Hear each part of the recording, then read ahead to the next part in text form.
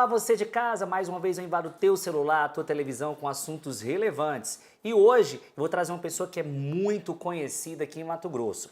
Com 201 mil seguidores nas redes sociais, ele é poeta, escritor, advogado, professor de pós-graduação, doutor em Direito, teólogo, administrador de empresas, pedagogo e médico de flores. E ainda por cima, pai. Ele vai contar a sua história com exclusividade aqui no LTV e eu trago aqui João Emanuel Moreira Lima.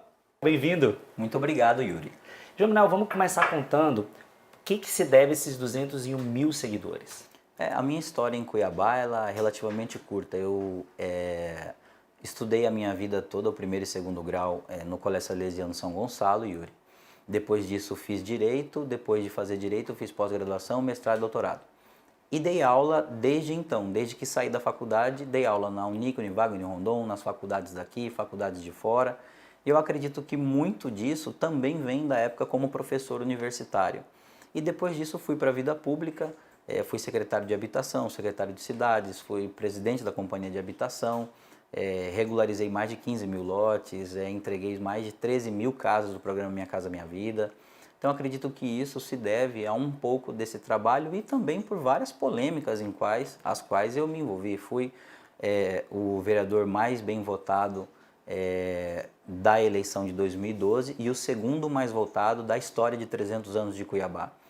Fui superado pelo ex-vereador, ex-deputado Walter Rabelo, hoje falecido, e desde então ninguém conseguiu fazer os 5.824 mil votos que eu fiz dentro de Cuiabá. Então acredito que isso possa ter um reflexo com relação a isso. E tem também aquelas pessoas que têm até mesmo uma certa aversão e querem seguir para saber se o que eu estou fazendo nas minhas redes sociais, na minha vida pessoal, se está correto com a linha de pensamento dele ou não. Conta um pouquinho da tua história e tua relação com Cuiabá. Tem uma família tradicional daqui. Como começou essa tua história da tua família aqui nessa capital mato-grossense? A minha trisavó é a Zomira Canavarros, meu trisavô é o Fileno Canavarros Brasil, que foi ministro de Fazenda aqui do estado de Mato Grosso. E desde então a minha família é quase tricentenária com a cidade. Minha mãe é de uma família então de 10 irmãos, meu pai é de uma família de 10 irmãos também.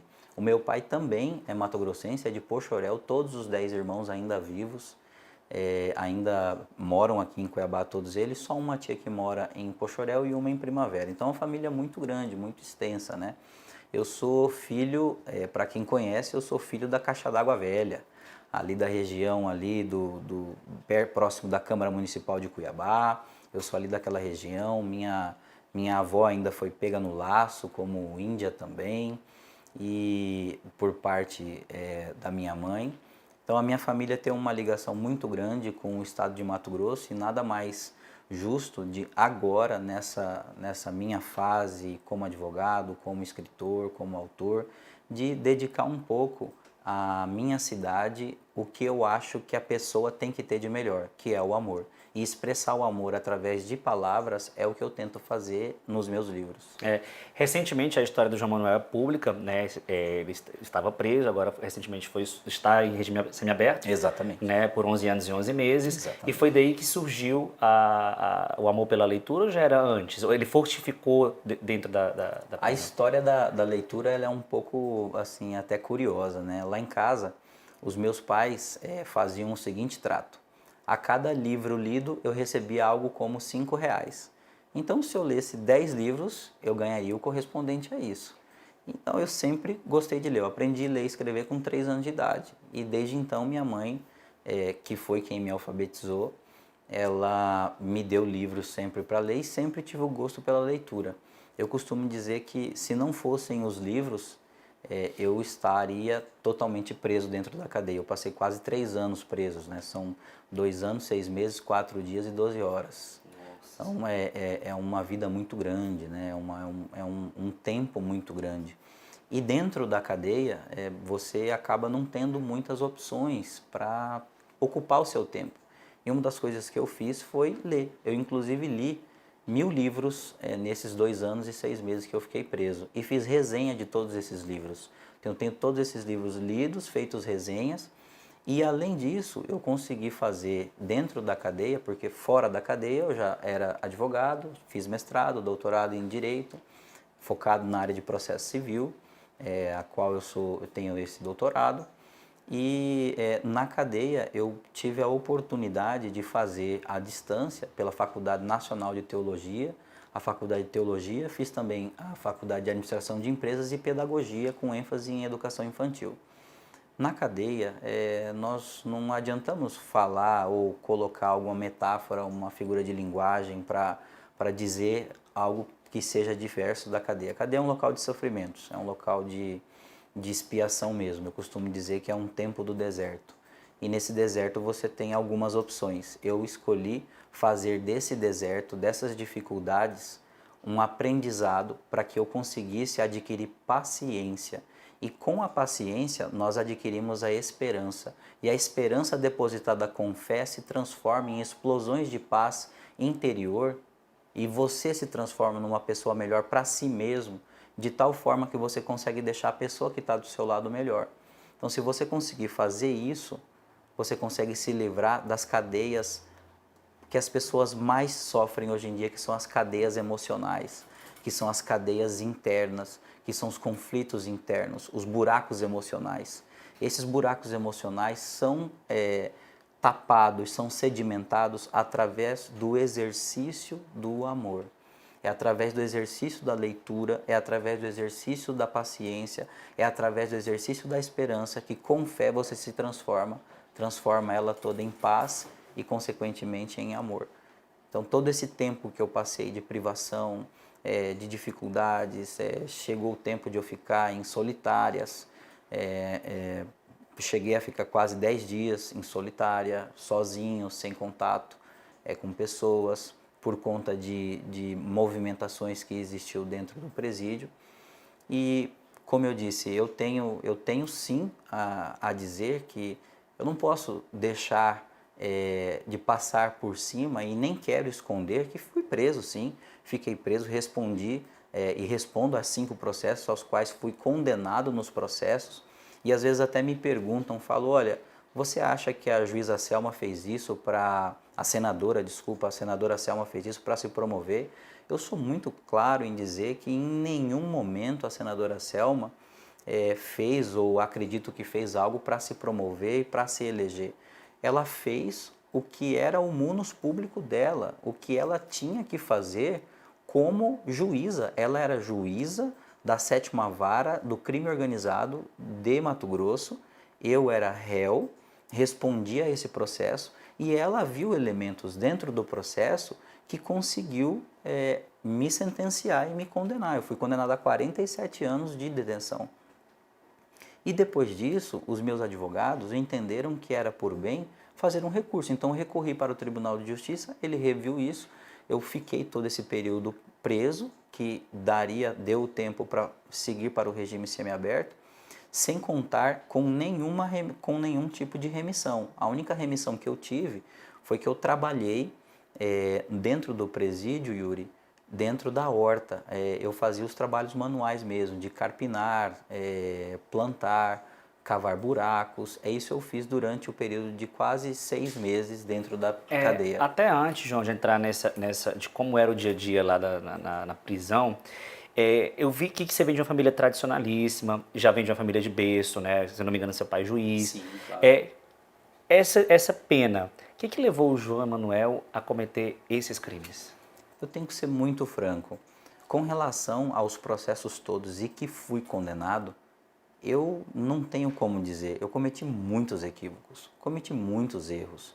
E um dos erros que eu acredito que foram cruciais para tudo isso acontecer foi ter sido presidente da Câmara e no momento em que estava vivendo Cuiabá, onde o prefeito, hoje governador do estado, que faz um brilhante trabalho frente ao governo do estado, ele havia assumido a prefeitura e o seu vice preferiu não assumir.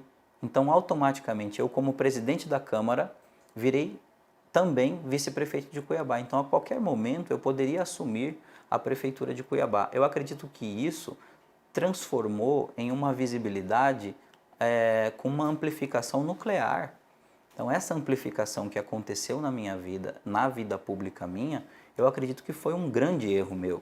Eu deveria ter ingressado na Câmara como vereador, aguardado o prazo e sim ter mais humildade, não querer se atirar muito onde nós não alcançamos. A presidência da Câmara é um local em que precisa ter pessoas talhadas não só para o serviço da legislatura, do exercício do munus público, de falar, de parlar mesmo no parlamento, mas também administrar. E o administrar de um presidente de poder hoje é saber que ele tem que responder a tudo o que ele está fazendo para a imprensa, para a sociedade, para os outros poderes, leia-se, Poder Judiciário, Assembleia Legislativa, Tribunal de Contas, as fiscalizações internas, as ONGs que fazem as fiscalizações. Então, tudo isso, toda essa roupagem, eu acredito que deve ser feita a uma pessoa que tenha estrutura administrativa para acompanhar tudo isso que aconteceu comigo. E isso não houve. Eu fui presidente da Câmara. Você tem que estar atento a vários tipos de demanda que eu não estava preparado para o momento. Então você acredita que, por exemplo, por mais que um político ingresse na carreira política sem ter a intenção de ser corrupto, a corrupção está enraizada nesses setores? Eu acredito que a corrupção em si, pelo termo que ela representa, é algo espúrio, é algo sujo, é algo feio, é algo pelo qual eu fui condenado e passei 3 anos, inclusive parte desses 3 anos, voltando um pouquinho como era o meu dia a dia, de carpir no meio-dia mesmo, no sol do meio-dia. E não falo isso como nenhum demérito, não. Eu falo isso como mérito. Eu tenho honra de dizer que pude trabalhar e tive saúde para aguentar e suportar tudo isso. Quantas pessoas não fazem isso? Quantas pessoas não vivem desse artifício? E eu, voltando então à questão da corrupção, não que ela esteja arraigada, principalmente hoje. Hoje as mídias sociais, elas dão a uma pessoa um potencial, um poder de reverberação da sua mensagem, do seu intelecto, do que ela pensa, de tal forma que hoje em dia político corrupto não sobrevive na política. Hoje a gente sabe que as redes sociais, como você citou aí, ela dá poder inclusive de palavras, cientistas políticos são revelados aí, críticos, não existe mais uma verdade no Brasil, existem várias verdades que o público está desacreditado com isso. E eu tinha que falar uma coisa, você falou muito de amor, eu vejo que seu discurso é muito de amor, e eu recebi alguns e-mails falando que queria entrevistar você para fazer algumas perguntas. João Emanuel era visto às vezes com uma má impressão antigamente, de arrogância, prepotência, e hoje eu conheci ele pessoalmente, eu estou vendo uma pessoa terna, sensata. Isso é fruto dessas reflexões meio ao sistema carcerário? Yuri, nós temos que ser muito francos. Não tem como você passar por um sofrimento, uma pena, ficar trancafiado, acordar determinada hora com alguém batendo, eles chamam de bigorna, que é a tranca que faz mesmo. Chegou um determinado momento em que tinha uma sirene que disparava às 6 horas da manhã e depois essa sirene disparava às 7 horas da manhã, que você tinha que estar com todas os seus afazeres de higiene pessoal feito, pronto, asseado e em pé para poder responder a uma chamada. É um sistema complexo e se você não tirar disso alguma vantagem, se você não tirar disso um aprendizado, 2 coisas vão acontecer. Ou você se transforma tolo, ou você pode se transformar numa pessoa melhor para si mesmo. Eu escolhi a segunda opção, ser uma pessoa melhor para mim mesmo. Falar de amor para mim é algo tão leve, tão suave, que eu prefiro falar de amor do que qualquer outro assunto. Hoje em dia o amor ele tem que ser passado para as pessoas da forma como ele de fato é. Não parecendo piegas e nem querendo pregar, em que pese seja membro da Confederação Nacional de Pastores, a Bíblia conceitua o amor. Em 1 João 4,8, lá diz que Deus é amor. Então, quando eu falo de amor, eu estou falando de Deus também. Aos não católicos, aos não crentes, às pessoas que tenham da matriz africana, pessoas que tenham da matriz evangélica, da matriz espiritual, pessoas que não acreditam em Deus, eu peço para essas pessoas, então, que não acreditam em Deus, que ouçam falar sobre o amor e se amem, que ao fazer isso, elas estão fazendo o que um cristão deve fazer. Manuel é pai, né? Tem um Sim. filho com a deputada Janaína Riva e uma outra filha que a considera como filha também. Sim, claro. Quem é Janaína Riva hoje para Emanuel? É uma pessoa extremamente especial, é mãe dos meus filhos, é uma deputada conceituada, é uma pessoa que defende os interesses do público, ela defende os interesses dos servidores públicos, ela não tem receio em enfrentar barreiras e quebrar obstáculos por conta disso. Se preciso for, ela fica como independente e sozinha em um local, em um grupo, para poder defender os ideais dela. Então, eu parabenizo ela pelo trabalho que ela vem fazendo junto à Assembleia Legislativa e o que dizer de uma pessoa que me deu a personificação do amor para mim, que são meus filhos, né? Então, é uma pessoa que eu tenho todo carinho, toda consideração, ela já casou novamente, eu desejo muito sorte no casamento dele, assim como eu também levei a minha vida. Nós temos um relacionamento muito tranquilo, aberto, com todo o contato, nenhuma discussão nem nada, e até mesmo porque não cabem em uma pessoa como eu estou falando e você mesmo disse, Yuri, como eu prego o amor, não tem como eu desgostar de alguém pelo simples fato de ou conhecê-la muito ou conhecê-la menos. Eu acredito que o amor ele é tão pleno que ele por si só basta. Você não precisa demonstrar o amor em gestos, desde que você consiga expressar no seu olhar isso. Naqueles momentos de solidão, Emanuel, naquelas noites lá da penitenciária, qual foi o maior sentimento, o sentimento mais doloroso que você sentiu nesses quase 3 anos? A distância dos filhos. A distância dos filhos ela é acachapante. Principalmente, o meu mais novo, ele tem 5 anos, ou seja, mais da metade da vida dele eu passei preso. E boa parte da memória afetiva da criança, ela começa a ser formada só agora, por 5 anos, né? Então eu perdi esse momento todo do meu filho. Então, mais da metade da vida dele, eu passei preso. O que eu tenho que fazer agora é chorar o leite derramado? Claro que não, compensar esse tempo todo que eu passei preso. Então eu procuro compensar isso, eu procuro estar presente, buscar na escola, ouvir a professora. Há poucos dias atrás fui chamado na escola por conta dele estar fazendo arte. Já fui falar com a professora de geografia da minha filha Sofia, que estava pegando um pouco no pé dela. Então, fazer isso e estar presente é também compensar esse tempo que eu passei longe deles. Como você pensa trabalhar a questão de um possível bullying na escola, dessas questões específicas da tua vida, da prisão com o teu filho? E já aconteceu um fato bem interessante. Eu estava buscando na escola e um menininho percebeu que eu estava de tornozeleira eletrônica. E o menininho perguntou assim, José, o que é isso que está na perna do seu pai? O meu filho disse, uma tornozeleira eletrônica, você nunca ouviu falar? Ele respondeu dessa forma. Eu me surpreendi com a resposta dele, inclusive. Isso demonstrou para mim que as crianças ouvem e assimilam as coisas.